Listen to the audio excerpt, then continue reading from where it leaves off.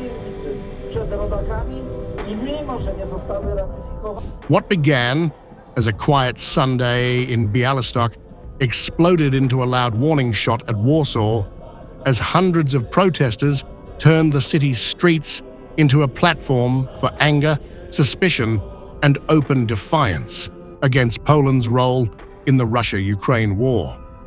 Their message was blunt: this is not our war.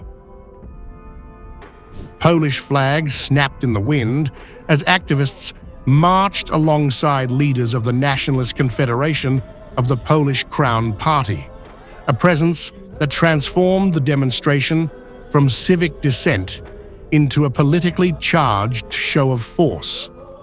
The crowd chanted, sang, and rallied around fiery speeches captured in circulating footage. Poles support peace. No one here wants war. This is obvious, and that's why the enemy is in such a hurry, and that's why the enemies of the homeland are conducting their strategic perception management operations. Commanding the spotlight was the party's most polarizing face, MP Grzegorz Braun. Accusing unnamed enemies of the homeland of manipulating Poland through strategic perception operations, Braun portrayed recent tensions from a so-called drone war to the battle for railway tracks as a coordinated push to drag Poland into a conflict it never asked for. We are that voice of opposition. This was also the case in recent days. After the drone war a few weeks ago, we entered the battle for the railway tracks, and this battle for the tracks is yet another attempt to wheedle our consent to Poland becoming belligerent. The temperature rose when journalist Marcin Rola tore into Kyiv, accusing Ukrainian authorities of corruption, profiteering, and letting soldiers rot in trenches, while elites enjoyed golden toilets, private jets, and luxury cars. Imagery designed to inflame and provoke.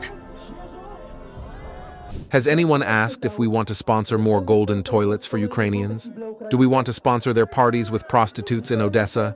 Do we want super fancy charters, private planes, party venues, Ferraris, Lamborghinis, Maybachs?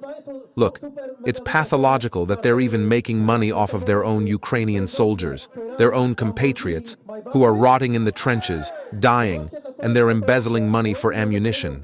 Can you believe it? Amid the political fire, some voices spoke of fear, not fury. Activist Bozena Marcelbas said she dreaded her children inheriting a militarized future, insisting she wanted them prepared for life, not for combat.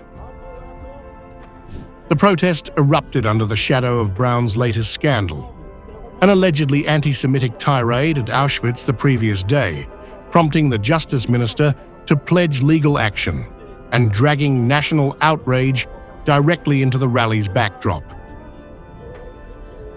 With anti-Ukrainian sentiment rising along Poland's eastern border, even as Deputy PM Władysław Kosiniak-Kamysz warns that a Ukrainian defeat would shatter regional security, Bialystok's protest signaled a deeper shift, a growing movement ready to challenge Warsaw's commitments and willing to shout it into the streets.